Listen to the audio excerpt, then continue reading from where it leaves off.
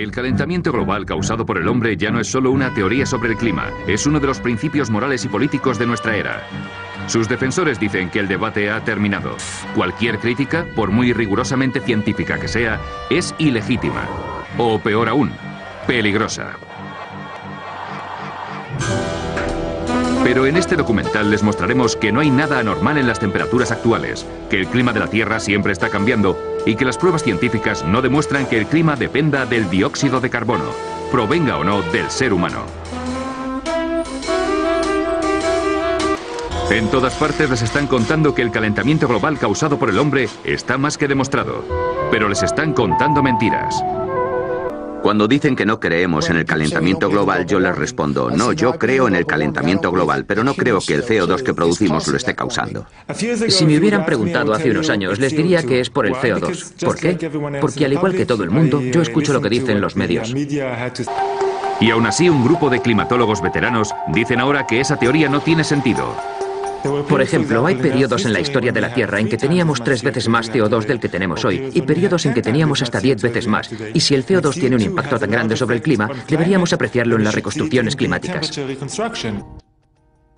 Si observamos el clima desde un punto de vista geológico, nunca pensaríamos que el CO2 es uno de sus factores determinantes. Ninguno de los grandes cambios climáticos de los últimos 1000 años puede explicarse en relación con el CO2.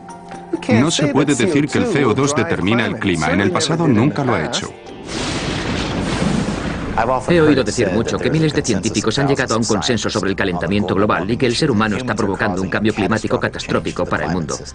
Yo soy científico y como yo hay otros muchos que creen sencillamente que eso no es cierto.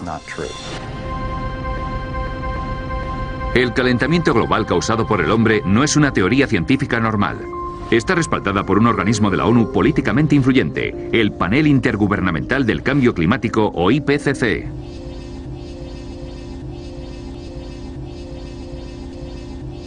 El IPCC, como cualquier organismo de la ONU, es político. Sus conclusiones finales están determinadas por la política. Se dice que el IPCC está formado por los 1.500 o los 2.500 científicos más importantes del mundo. Pero cuando miras sus biografías, ves que eso no es verdad. Un buen número de ellos no son científicos.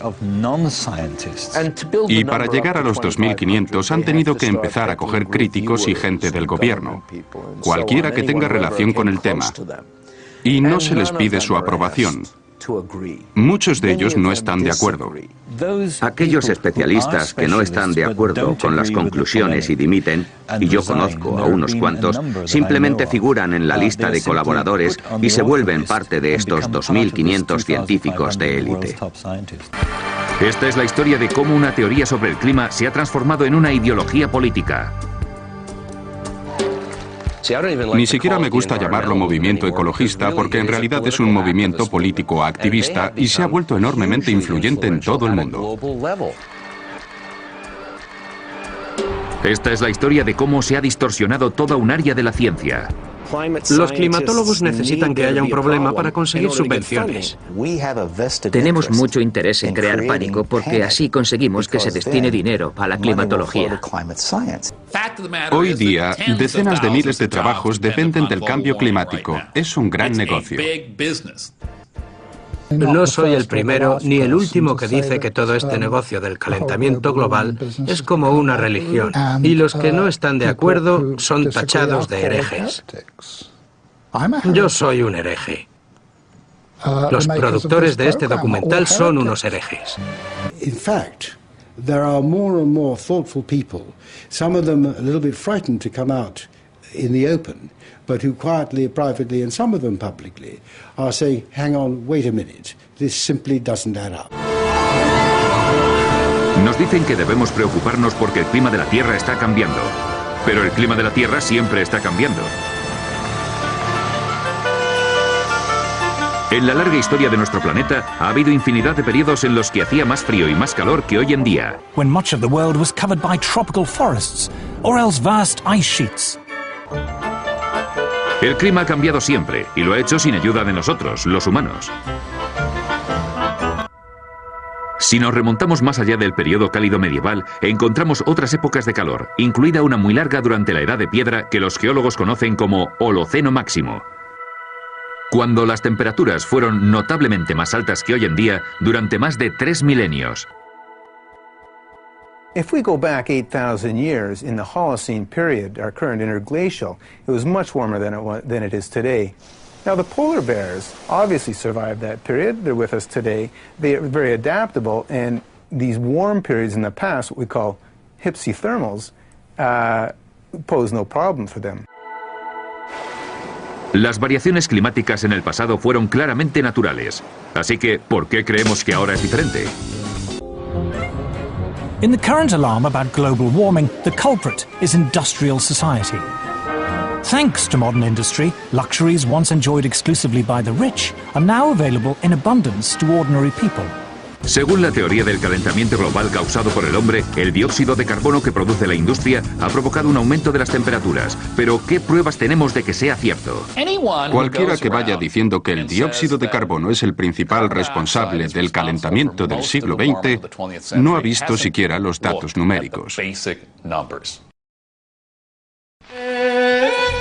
A principios del siglo XX, buena parte del mundo seguía siendo preindustrial. No mucha gente tenía electricidad, y coche aún menos.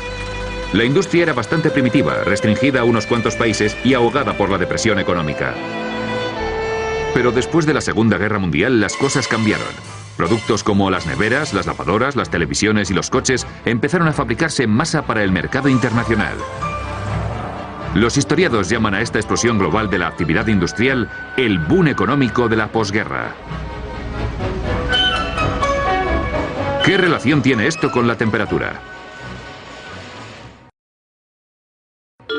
En los últimos 150 años la temperatura del planeta ha crecido más de medio grado Celsius. Pero lo extraño es que la mayor parte de ese aumento tuvo lugar en las primeras décadas del siglo XX, entre 1905 y 1940, cuando la producción industrial era relativamente pequeña. Después de 1940 el mundo se templó. Este es un registro de las temperaturas en el Ártico durante el siglo XX.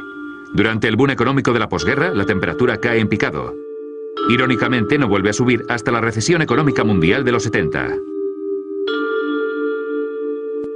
La temperatura estuvo subiendo significativamente hasta 1940, cuando la producción humana de CO2 era relativamente baja. Pero después, durante la posguerra, cuando las industrias y las economías de todo el mundo comenzaron a desarrollarse y la producción humana de CO2 se disparó, la temperatura global empezó a bajar. En otras palabras, los hechos no se corresponden con la teoría. ¿Por qué suponemos que el dióxido de carbono es el responsable de nuestro cambio climático? El porcentaje de CO2 entre todos los gases de la atmósfera, el oxígeno, el nitrógeno, el argón, es tan solo de 0,054%. Es una fracción increíblemente pequeña y, por supuesto, después hay que separar la parte que supuestamente el ser humano está añadiendo, que es la fuente de todas las disputas y que es aún más pequeña. La atmósfera está formada por una multitud de gases. Un pequeño porcentaje de estos gases se llaman gases invernadero, y de ese pequeño porcentaje, el 95% es vapor de agua. Es el gas invernadero más importante. El vapor de agua es un gas invernadero, sin duda el gas invernadero más importante. Si el CO2 fuera determinante en el cambio climático, la temperatura debería haber subido durante el boom económico de la posguerra, y debería haber más calor en la troposfera que en la superficie. Pero ocurre exactamente lo contrario. I am Al Gore. I used to be the next president of the United States of America.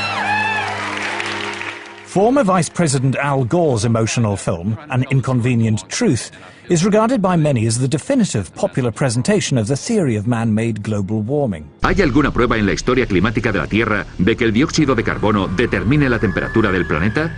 Una forma de viajar en el tiempo es perforar el hielo. Y aquí los científicos han encontrado una relación entre el CO2 y los cambios de temperatura en la Tierra. The first ice core survey took place in Vostok in the Antarctic. What it found, as Al Gore correctly points out, was a clear correlation between carbon dioxide and temperature. El profesor Clark y otros han descubierto un vínculo entre el dióxido de carbono y la temperatura.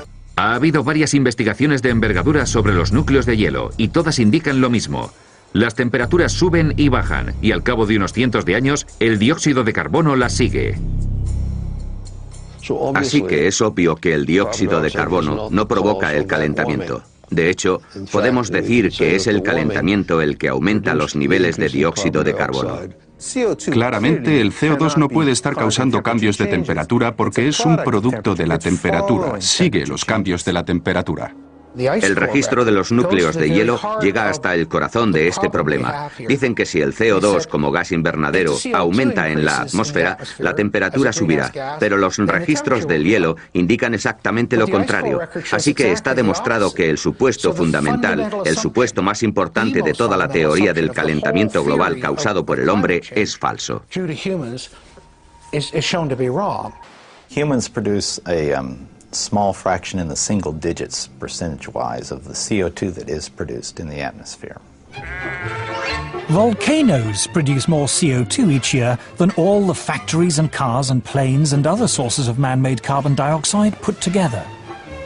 More still comes from animals and bacteria, which produce about 150 gigatons of CO2 each year, compared to a mere 6.5 gigatons from humans. An even larger source of CO2 is dying vegetation, from falling leaves, for example, in the autumn. But the biggest source of CO2 by far is the oceans.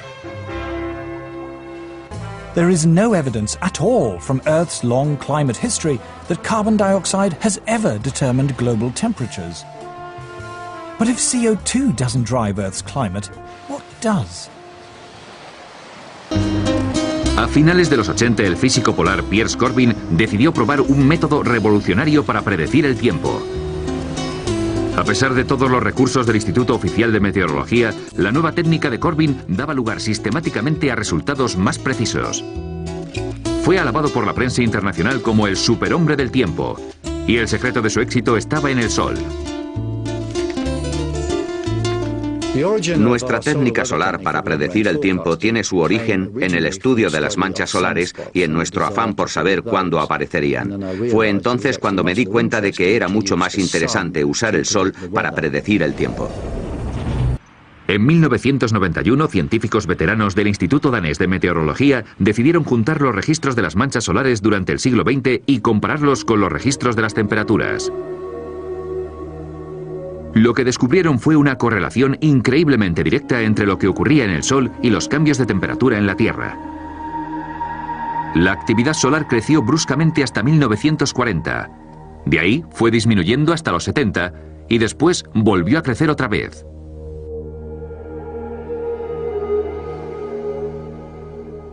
Cuando observamos esta correlación entre la temperatura y la actividad solar o los ciclos de las manchas solares, la gente nos dijo, bueno, podría ser una coincidencia. Así que, ¿cómo demostramos que no era una coincidencia? Bueno, es obvio que había que demostrarlo a mayor escala y en diferentes momentos temporales, así que viajamos atrás en el tiempo. El profesor Fritz Christiansen y sus colegas estudiaron los registros astronómicos de los últimos 400 años para comparar la actividad solar con las variaciones de temperatura. Y una vez más, se encontraron con que las variaciones en la actividad solar estaban íntimamente ligadas a los cambios de temperatura en la Tierra. Al parecer era el Sol, no el dióxido de carbono ni ningún otro factor el que provocaba cambios en el clima. The climate was controlled by the clouds. The clouds were controlled by cosmic rays, and the cosmic rays were controlled by the sun. It all came down to the sun. El Sol es una bestia increíblemente violenta. Nos bombardea con enormes explosiones, avalanchas de gas y un eterno viento solar que no deja de chocar contra la Tierra. De algún modo estamos dentro de la atmósfera del Sol. La intensidad de su campo magnético aumentó más del doble durante el siglo XX. En 2005, astrofísicos de la Universidad de Harvard publicaron el siguiente gráfico en la revista oficial de la Unión Geofísica Americana. La línea azul representa los cambios de temperatura en el Ártico durante los últimos 100 años. Y este es el aumento del dióxido de carbono durante el mismo periodo. Las dos líneas no tienen una relación obvia. Pero volvamos al registro de las temperaturas y a esta línea roja, que representa las variaciones en la actividad solar durante el último siglo, registradas de forma independiente por científicos de la NASA y de la Administración Nacional Americana del Océano y la Atmósfera.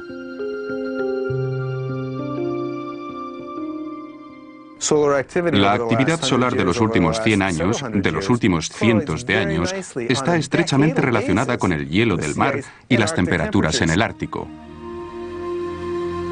Para muchos científicos, la conclusión es innegable. El Sol provoca el cambio climático. El CO2 es irrelevante. Pero si esto es así, ¿por qué nos bombardean a diario con noticias sobre el calentamiento global causado por el hombre? ¿Por qué tanta gente de los medios de comunicación y otros ámbitos lo ven como un hecho incontestable? Para comprender el poder de la teoría del calentamiento global, primero hay que comprender cómo surgió. En la máquina del tiempo informamos del principal problema al que creíamos enfrentarnos entonces, que era el enfriamiento global y la amenaza de una nueva edad de hielo. El hielo de la naturaleza nos hace pequeños. Tras décadas de bajas temperaturas, los expertos nos advirtieron de que un mundo más frío tendría consecuencias catastróficas. Es el problema siempre presente de la gran helada. ¿Reclamará nuestras tierras la nueva edad de hielo? Pero de entre tanto pesimismo surgió una voz esperanzadora. Un científico sueco llamado Bert Bolin sugirió tímidamente que el dióxido de carbono producido por el hombre podría ayudar a calentar el planeta, aunque no estaba seguro. Tenemos mucho petróleo y enormes reservas de carbón que estamos quemando a un ritmo cada vez más alto. Si seguimos así, dentro de unos 50 años las temperaturas podrían ser unos grados más altas que las de hoy en día, pero no estamos seguros. En los años 70, en pleno miedo al frío, la excéntrica teoría de Bert Bolin sobre el calentamiento global causado por el hombre parecía absurda. Pero todo cambió por dos motivos. En primer lugar, las temperaturas empezaron a subir. Y en segundo lugar, los mineros ingleses se pusieron en huelga. Para la primera ministra Margaret Thatcher, la energía era un problema político. A principios de los 70, la crisis del petróleo había provocado una recesión mundial. En el Reino Unido, una devastadora huelga de mineros había causado varios apagones y la caída del gobierno conservador. La señora Thatcher decidió que a ella no le ocurriría lo mismo. La politización de este tema empezó con Margaret Thatcher. Recuerdo que cuando yo era secretario de Estado de Energía, mucho antes de que se hablara del cambio climático, ella ya estaba muy interesada en promover la energía nuclear. Como le preocupaba la seguridad de la energía y no confiaba ni en Oriente Medio ni en la Unión Nacional de Mineros, es decir, no confiaba ni en el petróleo ni en el carbón, pensaba que teníamos que potenciar la energía nuclear.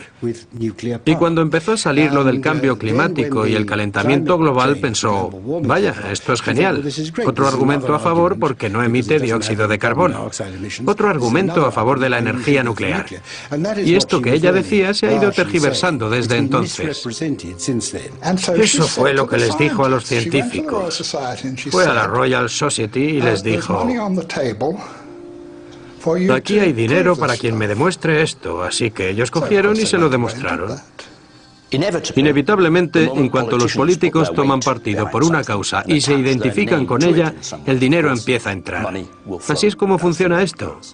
La investigación, el desarrollo y las instituciones empezaron a crecer inevitablemente cuando, digámoslo de esta manera, empezaron a estudiar el clima haciendo énfasis en la relación entre el dióxido de carbono y la temperatura.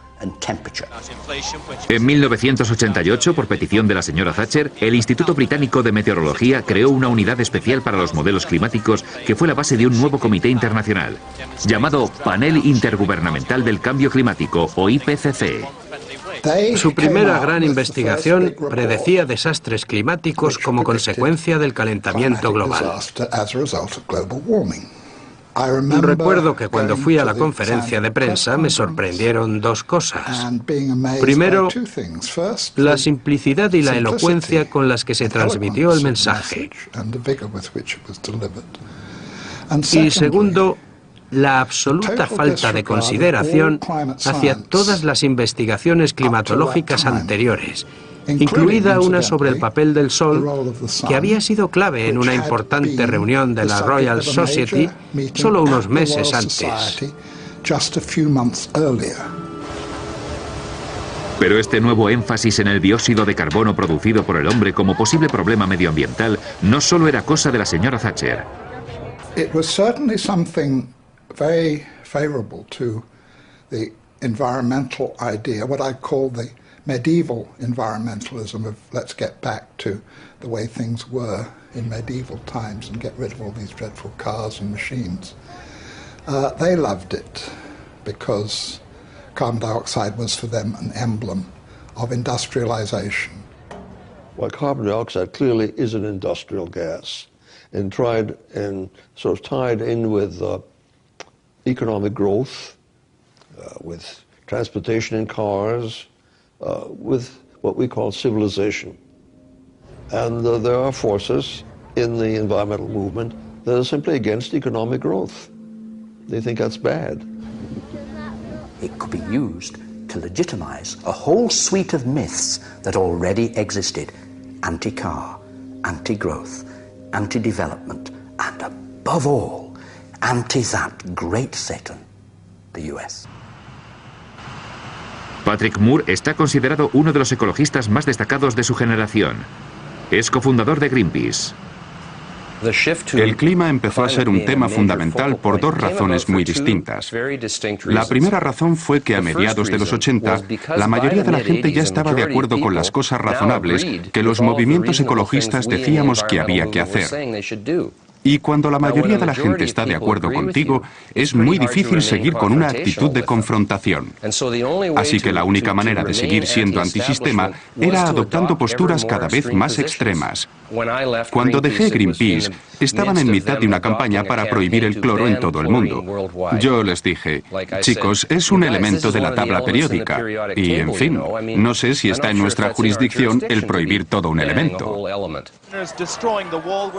La otra razón de ser del extremismo ecologista fue que el comunismo mundial fracasó. El muro cayó y un montón de pacifistas y activistas políticos se pasaron al ecologismo, trayendo consigo sus teorías neomarxistas.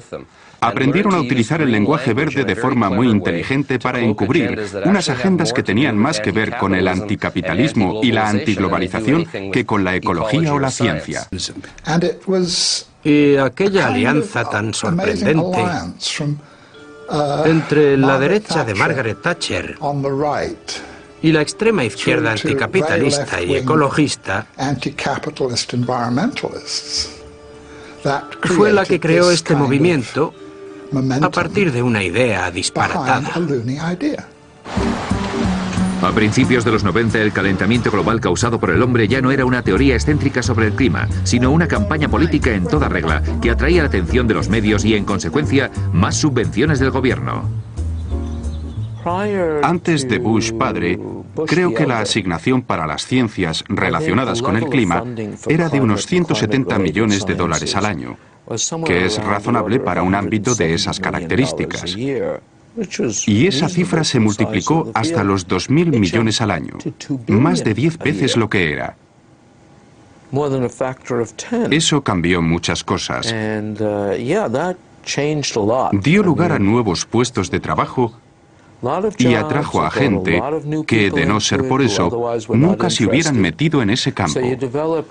Así llegó muchísima gente cuyo único interés por el clima era el calentamiento global.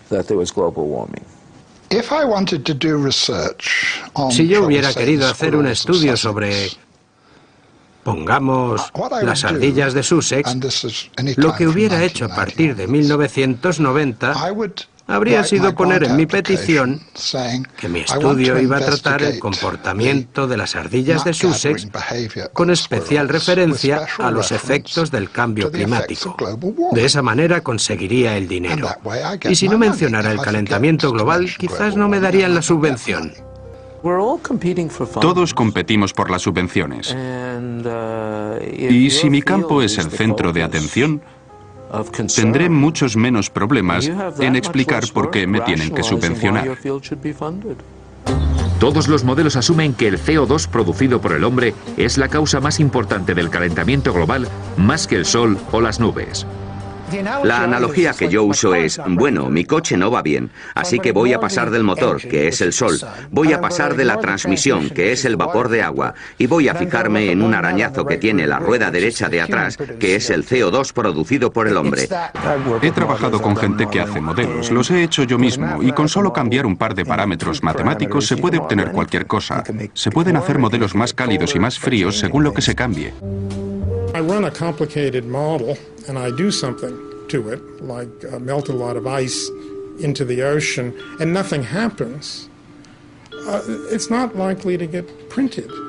But if I run the same model and I adjust it in such a way that something dramatic happens to the ocean circulation, like the heat transport turns off, it will be published. People say this is very exciting. It will even get picked up by the media. So there is a bias, there's a very powerful bias within the media and within the science community itself toward results which are dramatizable. Como periodista profesional, lo que más me sorprende es que los principios más elementales del periodismo parecen haberse abandonado con respecto a este tema.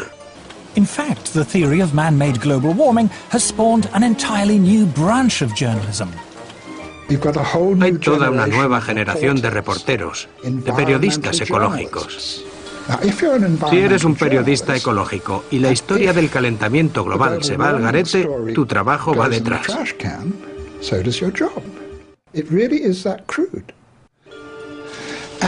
Las noticias tienen que ser cada vez más alarmantes, porque afortunadamente algunos editores están ya muy curtidos y dicen: oye, llevas ya 5 años diciendo lo mismo.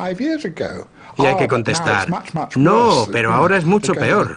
El nivel del mar va a subir 3 metros el próximo martes. Tienen que seguir creando más alarma y más alarma y más alarma. Hoy día es normal que la culpa de cada tormenta o de cada huracán la tenga el calentamiento global, pero ¿hay pruebas científicas de que esto es así? Todo es pura propaganda. Muchas veces se dice que incluso un ligero aumento de la temperatura global podría provocar un catastrófico deshielo de los polos. Pero, ¿qué nos cuenta en realidad la historia climática de la Tierra? Resulta que tenemos un registro de las temperaturas en Groenlandia que se remontan miles de años atrás. Ha hecho mucho más calor que ahora en Groenlandia. Hace 1000 años, sin ir más lejos, hizo más calor. Y eso no provocó ningún deshielo masivo. Incluso si hablamos de algo como el permafrost, que es esa capa de hielo que está siempre congelada, como la que hay en algunos bosques de Rusia, encontramos que hace 7 u 8000 años se derritió mucho más de lo que se está derritiendo hoy en día. Así que tenemos de nuevo un patrón histórico, pero el mundo no se detuvo de repente por él. El profesor Shun-Ichi Akasofu es director del Centro Internacional de Investigaciones Árticas en Alaska, el organismo que mejor estudia el clima ártico. El profesor Akasofu insiste en que las placas de hielo están todo el tiempo expandiéndose y contrayéndose de forma natural. Hoy día sale a veces la noticia de que un pedazo de hielo se ha desprendido del continente antártico. Esto ha debido de ocurrir siempre, pero ahora tenemos satélites que detectan esos pedazos y por eso se convierten en noticias. Estos datos de los satélites meteorológicos de la NASA muestran las enormes contracciones y expansiones naturales del hielo de los polos durante los años 90. Cada vez que emiten un programa sobre el calentamiento global, veo trozos de hielo desprendiéndose de los glaciares. Pero en realidad, el hielo siempre está en movimiento. En las noticias suelen aparecer imágenes del hielo ártico desmoronándose. Lo que no dicen es que ese acontecimiento es tan normal como la caída de las hojas en otoño. Me preguntan que si he visto los pedazos de hielo desprendiéndose del glaciar. Sí, claro. Es la primavera. Ocurre todos los años. La prensa viene aquí para ver las consecuencias del desastre climático, pero yo les digo que no lo hay. people say, oh, I see the ocean doing this last year, that means that something changed in the atmosphere last year. And this is not necessarily true at all. In fact, it's actually quite unlikely, because it can take hundreds to thousands of years for the deep ocean to respond to forces and changes that are taking place at the surface. Los informes oficiales del panel intergubernamental del cambio climático suelen ser muy alarmantes, pero ¿son de confianza?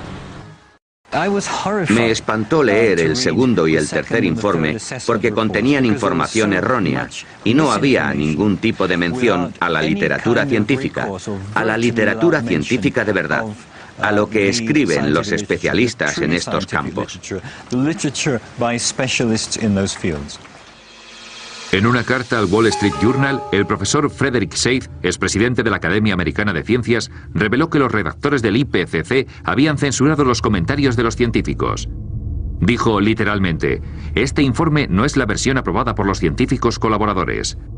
Al menos 15 secciones clave de la parte científica habían sido eliminadas, entre ellas algunas como: ninguno de los estudios citados demuestra claramente que podamos atribuir los cambios climáticos observados al aumento de gases invernadero. Hasta la fecha, ningún estudio ha atribuido todo o parte de los cambios climáticos observados a las acciones del ser humano. El profesor Seith concluyó diciendo, nunca he sido testigo de una corrupción tan preocupante como la del proceso de revisión de estos informes del IPCC. Cuando presenté mi dimisión al IPCC, creí que todo había acabado. Pero al ver el borrador final, me di cuenta de que mi nombre seguía allí, así que pedí que lo borraran. Me dijeron que yo había colaborado y que mi nombre tenía que aparecer, y yo les dije, no he colaborado, porque no han escuchado nada de lo que les he dicho. Al final se montó una buena, pero cuando les amenacé con emprender acciones legales, quitaron mi nombre. Creo que esto pasa mucho. Aquellos especialistas que no están de acuerdo con las conclusiones y dimiten, y yo conozco a unos cuantos, simplemente figuran en la lista de colaboradores y se vuelven parte de estos 2.500 científicos de élite. Research relating to man-made global warming is now one of the best-funded areas of science. The US government alone spends more than $4 billion a year. According to NASA climatologist Roy Spencer, scientists who speak out against man-made global warming have a lot to lose. It's generally harder to get research proposals funded because of the stands that we've taken publicly. And you'll find very few of us that are willing to take a public stand because it does cut into their research funding. It is a common prejudice that scientists who do not agree with the theory of man-made global warming must be being paid by private industry to tell lies. I get it all the time. You must be in the pay of the multinationals. Sadly, like most of the scientists you'll talk to, I haven't seen a penny from the multinationals. I'm always accused of being paid by the oil and gas companies. I've never received a nickel from the oil and gas companies.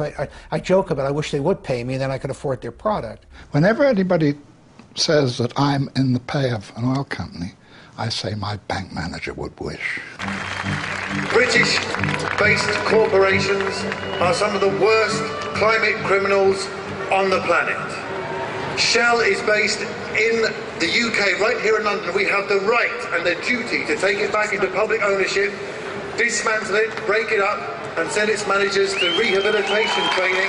But reasoned debate is not the only casualty in the global warming alarm.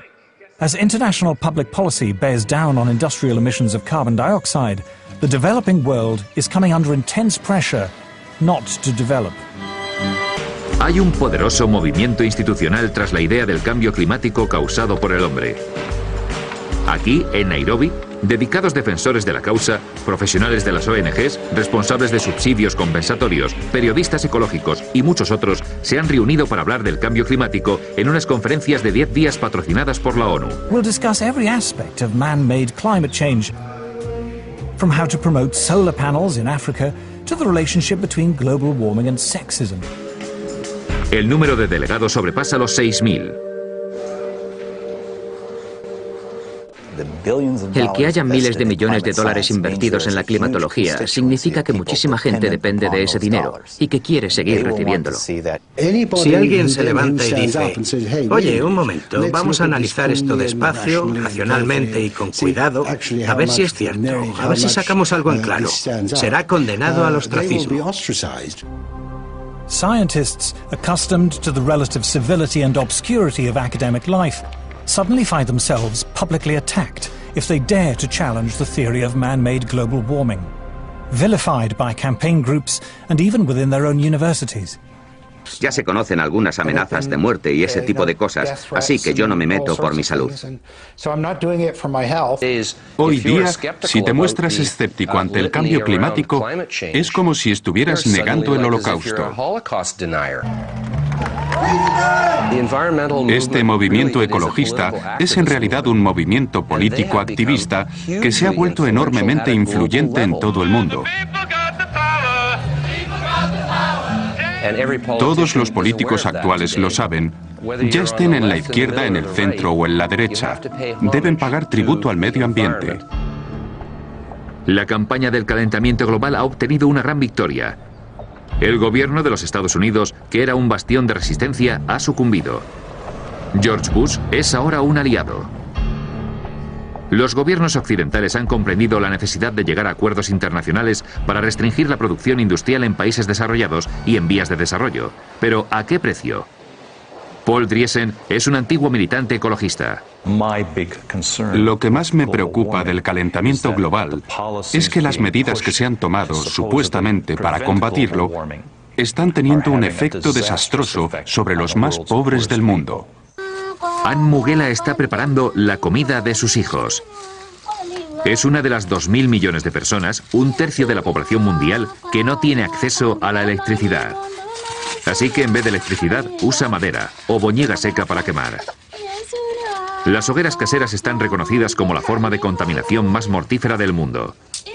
Según la Organización Mundial de la Salud, 4 millones de niños menores de 5 años mueren cada año de enfermedades respiratorias causadas por las hogueras caseras, y muchos millones de mujeres mueren de cáncer de pulmón por esta misma razón. Si le preguntas a un campesino que te explique el desarrollo, te dirá: sabré que he subido de nivel cuando tenga electricidad. La falta de electricidad conlleva una cantidad increíble de problemas. La esperanza de vida en estos países es terriblemente corta. Se han empobrecido de todas las maneras posibles.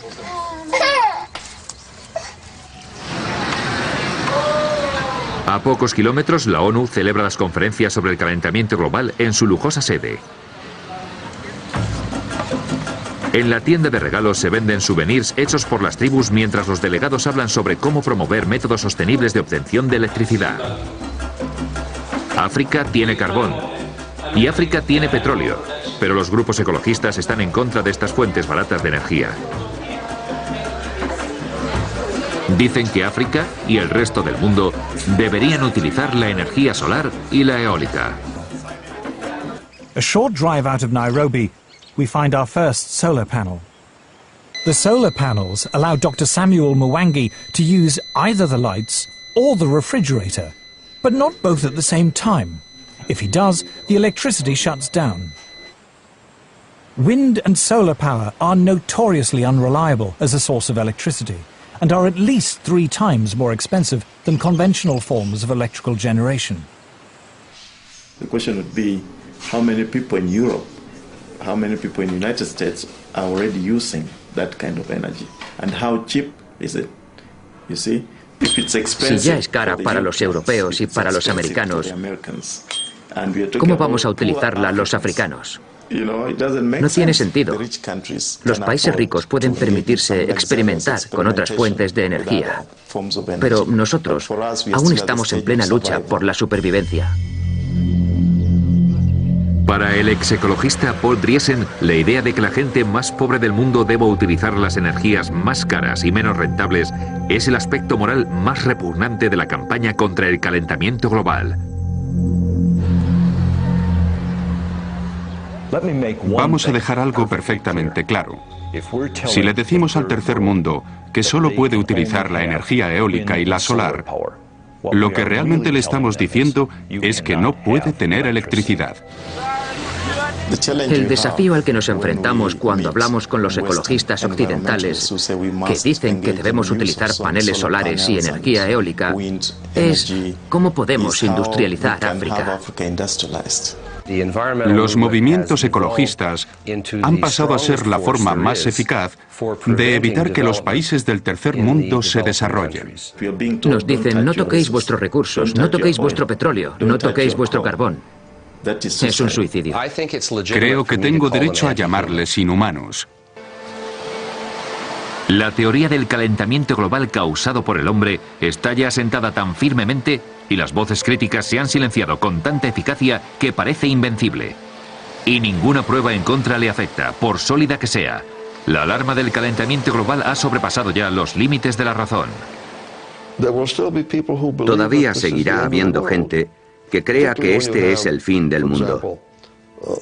Sobre todo cuando el líder científico del Reino Unido le está diciendo a la gente que el único lugar habitable a finales de este siglo será la Antártida. Y la humanidad sobrevivirá gracias a las parejas reproductoras que se muden a la Antártida. En fin, es muy divertido. O lo sería si no fuera tan triste.